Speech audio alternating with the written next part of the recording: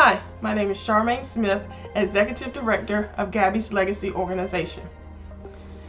At Gabby's Legacy Organization, or GLOW as we like to call it, our mission is to support childhood cancer patients and their families throughout Eastern North Carolina by providing practical, emotional, and financial support. September is Childhood Cancer Awareness Month. We're honored to offer a webinar for families of childhood cancer patients to support them through their journey. In this seminar, families will get information to help them navigate this difficult time. We have Alicia Battle with Battle Mental Health here to discuss staying connected to hope. Alicia is a licensed clinical mental health counselor and founder of Battle Mental Health. She has offices in Raleigh and Rocky Mount with a team of therapists who specialize in different areas. She earned her bachelor's degree in psychology from Georgia State University and her master's degree in clinical mental health counseling from North Carolina Central University. Her main goal is to empower individuals to break free from feelings of powerlessness and transform their lives to achieve the positive outcomes they desire. Let's welcome Alicia Battle with Battle Mental Health to discuss staying connected to hope. Alicia. Hello, my name is Alicia Battle, and I'm a licensed clinical mental health counselor and founder of Battle Mental Health. And I want to start out by saying I am so honored to be here with you all today. I know that many of you who are watching are facing one of the toughest challenges any family can go through. Witnessing your child dealing with an illness can be an emotionally, physically, and mentally taxing experience. I'm sure there are days when you observe them at their most vulnerable and weak, which can be very hard to watch. In other days, you might witness their remarkable strength despite their condition. There are so many emotions I'm sure you're feeling right now: fear, anger, confusion, and just deep concern for your child. And yet here you are today doing everything you can to provide love, hope, and strength for your family. So I just want to thank you for being here. Now, I want to just talk about the outline of what this webinar will cover. So first, we're going to understand emotional turbulence. Then we're going to talk about the barriers to asking for help, sources of comfort, and hope lights the way. So emotional turbulence, what is this? So this refers to a state of intense, fluctuating emotions that can feel overwhelming or difficult to manage.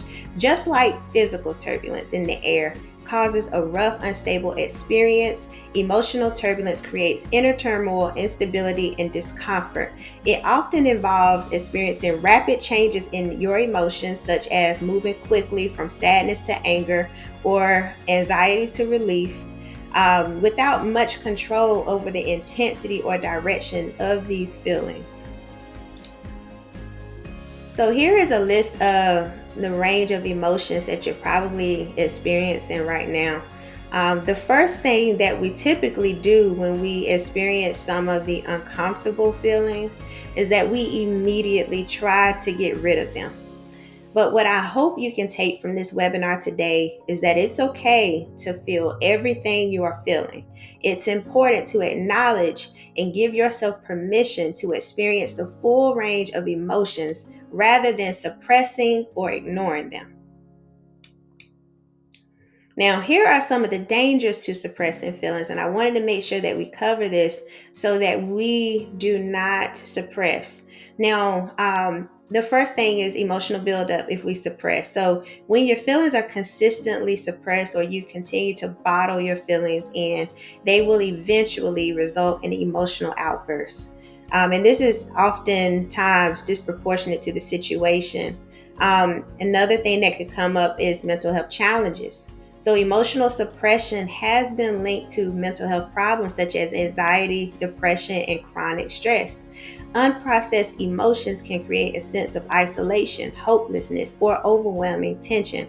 So this is why it's really good to release. Another thing that can happen if you suppress is especially negative feelings like anger or sadness, is that it can lead to the onset of physical symptoms such as headaches, high blood pressure, digestive issues, and an increased risk of heart disease.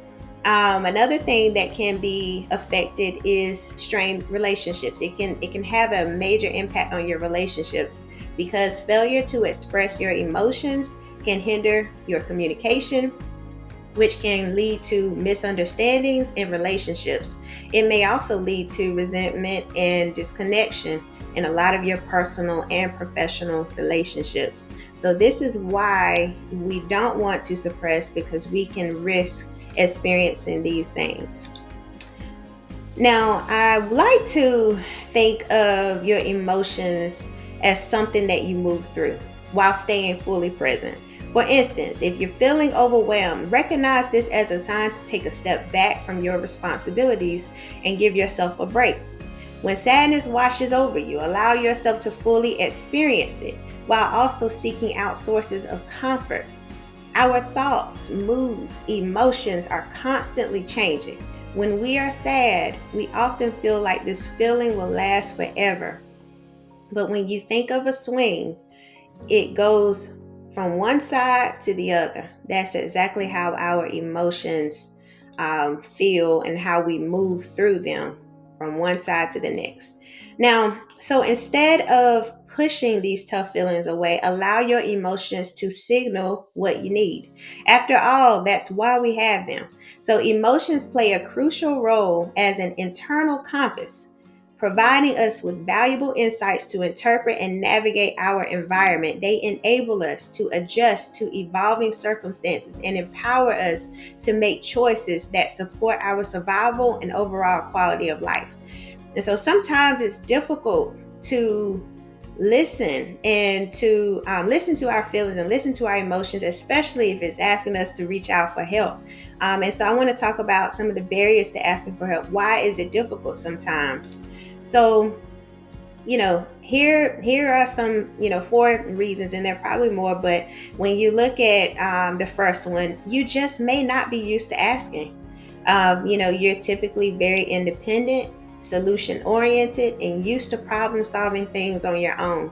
And so being in this place really adds an additional layer of difficulty because you're not used to being in a position where you're not in control and there is not a quick solution to resolve that feeling.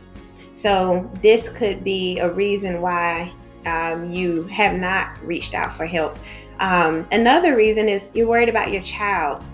And so, you're being concerned, which really just shows that you're selfless. It shows that your child's state matters most. It shows that you're prioritizing your child over your needs. Another thing is that you could be fixated on the illness. You're probably doing research, trying to understand everything you can about your child's condition that you had not really even thought about reaching out. Another thing is that you just may not have the mental or emotional capacity. All of these things are very understandable. And I want to, use this time to explore some helpful strategies that can help you on this journey, such as reaching out for sources of comfort as needed, because that is what some of these tough emotions are signaling. But first things first, we do have to identify some sources of comfort. Now, I want to mention that this is not a full list of comfort, that you can tap into. This is just something to consider. And I always say when it comes down to sources of comfort or self-care, this is trial and error. So you try different things. If it doesn't work, let's try something else. So first thing we have on the list is family and friends. Now, family and friends can offer comfort through their presence, helping you with daily tasks, listening, and just giving you overall companionship. Support groups offer comfort through just putting you in groups that can connect you with other families going through similar experiences. Professional counseling is always helpful, especially as we're talking about really moving through and being fully present with your emotions, because it helps you to process them and help you process the stress that you're probably feeling. Religious And spiritual communities is another thing, because these communities can really offer a lot of comfort and support through prayers, meditations. Nonprofit organizations such as Gabby's Legacy organization can be really helpful because they offer you many, many resources, books and resources. It's always good to find different books, especially for whatever it is that you feel like you may need, more insight on. Online forums is also another way to connect with other families, where you can provide updates and just talk about what your journey has been like. Journaling is also another source to just really get your feelings and emotions out. Mindfulness and relaxation is just something to keep you calm and relaxed, or just having moments to just pause and to just really sit in the moment. And of course, rest. Rest is very important. We need it. And so if this is something that you have not tapped into lately, perhaps this could be something to take a look at if you are having a hard time with difficult feelings. Now, stay connected to hope. So this journey isn't just about treatment and medical care. It's also about maintaining hope, holding on to moments of joy, finding security in the midst of uncertainty. So lean on each other, lean on your medical team, lean on those who love and support you, because you are not in this alone. Now, here is why hope is so important. Hope gives you a reason to keep going. Hope helps you to maintain a positive outlook, reducing the risk of falling into anxiety and depression. Hope provides a sense of control and optimism. Hope gives you the strength to explore solutions, which drives creativity and adaptability. Hope brings people together, helping you to maintain bonds that encourage collaboration and support. Hope provides a mental safeguard, preventing you from becoming overwhelmed by negative emotions or circumstances. And so, as hard as it can be sometimes, remember to take care of yourself. You can't pour from an empty cup. I know many of you probably heard that before, but that is very true.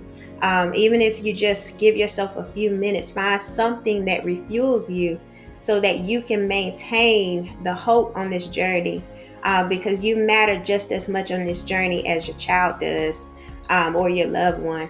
And I know that the road ahead may feel very long and uncertain, but there is strength in maintaining a positive outlook. And together we find courage, resilience, and hope. So to everyone here, I want you to know how strong you are. Your love, your care, your presence, it all matters so much more than you may realize. You are a vital part of your child's journey. And by being here today, you've already taken a huge step towards supporting them with everything you have. So thank you. Thank you for sharing your invaluable insights and resources and inspiring us all with that message. For the families that are watching, we hope that you have gained new perspectives and a new sense of hope for the journey. Remember, at Glow, we are dedicated to providing resources and emotional support to families navigating this difficult journey. If you would like to learn more about our programs or how you can get involved, please visit our website at gabbyslegacy.org. Together, we can make a difference and illuminate the path of hope for those in need. Thank you for watching, and we look forward to connecting with you soon. Take care.